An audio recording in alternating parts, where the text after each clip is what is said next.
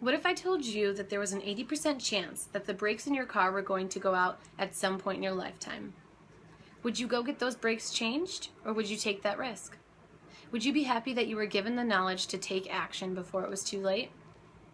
What I want you to do is really think about this question, but put it in your pocket for now because we are going to be revisiting it later. Cancer is something that has affected us all in one way or another, whether it was us who was going through it or a loved one. It is one of the most horrific things to witness or experience. But luckily, advancements in medical technology have allowed us the opportunity to be tested in order to determine if we're at a higher risk of developing cancer. How do I know this? Well, in 2013, I received genetic testing that determined I was BRCA1 or BRCA1 positive. I've seen both ends of this gene mutation. On one hand, you have my Aunt Amy, who found out she was BRCA positive only after being diagnosed with ovarian cancer. This is the same ovarian cancer that eventually took her life. On the other hand, you have my mother, who found out she was BRCA positive before any cancer was detected, and she was given the ability to take proactive measures to prevent the same fate. If you have a family history of ovarian or breast cancer, or both, I urge you to receive genetic testing in order to determine if you're at a higher risk of developing cancer. First, today we're going to be talking about genetic testing. Secondly, we're going to address BRCA1 and BRCA2. And third, we're going to talk about why you should receive this genetic testing. According to Karen Heller, genetic testing is used to determine paternity, detect cystic fibrosis genes, Alzheimer's, BRCA1 and BRCA2, along with much more. It's a very easy and painless process. It's a simple blood draw in which they send your blood to the lab in order to determine if there's any deletions or mutations in the genes. With that simple process, you are given a wealth of knowledge. Now that we know a little bit about what testing is, we're going to talk about one specific thing that it is used to test for. Now, you've heard me say BRCA1 and BRCA2 on multiple occasions, but what is it? You may recall, not too long ago in the media, Angelina Jolie came out about a story involving her family and their increased odds of developing cancer. She also shared with the world that she got preventative surgery to decrease those odds. Well, that's the same thing we're talking about today. BRCA1 and BRCA2 is the deletion or mutation of that specific gene that increases the odds of developing breast cancer, ovarian cancer, and several other cancers as well.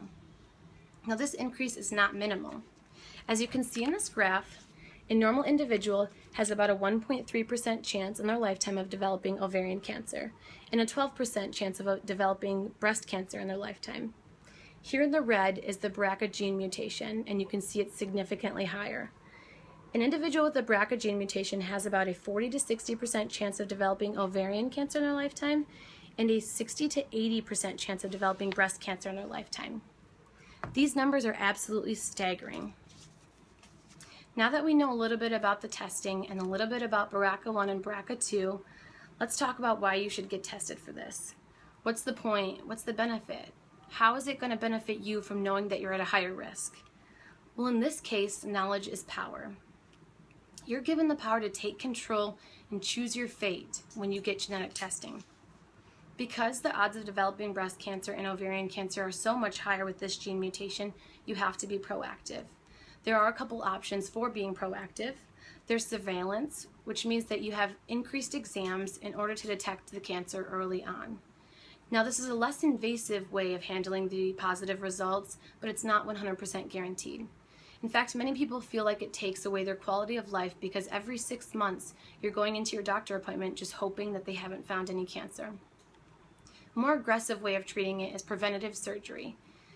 Now, this can be extremely difficult to make this decision, but according to the American Society of Clinical Oncology, it can decrease your odds of developing breast or ovarian cancer by 70 to 90%.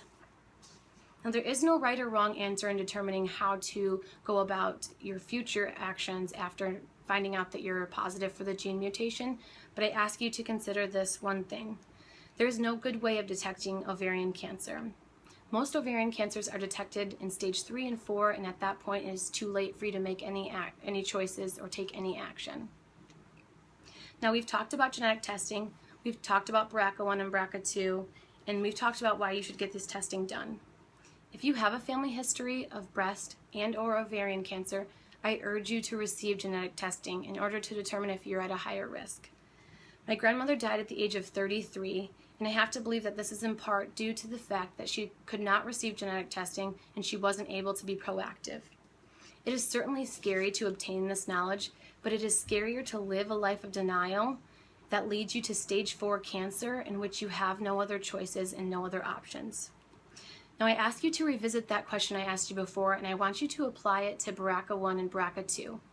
If you were told you had an 80% chance of developing cancer in your lifetime, would you do something about that, or would you take the chance? Would you be happy that you were given that knowledge in order to take action before it was too late?